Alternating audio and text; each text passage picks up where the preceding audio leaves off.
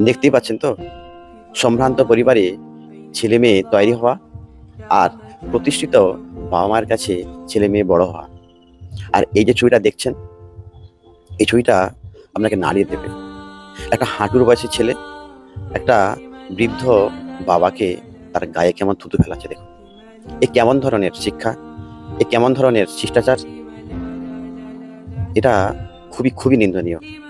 এই শিষ্টাচারটা মনে করিয়ে দেয় আমাদের ছোটবেলা। আমাদের বাড়িতে যখন আত্মীয় আসতো, সে আত্মীয়কে শ্রদ্ধা করার সিস্টেমটা সম্পূর্ণ আলাদা ছিল সেই সময়, তৎকালীন সময়। দুয়ারের এক কোণে চৌকি, তার উপর একটা গামছা, আর পা ধোয়ার জন্য এক ঘটি জল।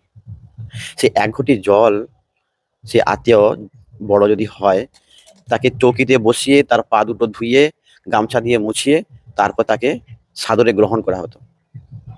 আর এখন ছেলেরা প্রণাম করতেই ভুলে গেছে।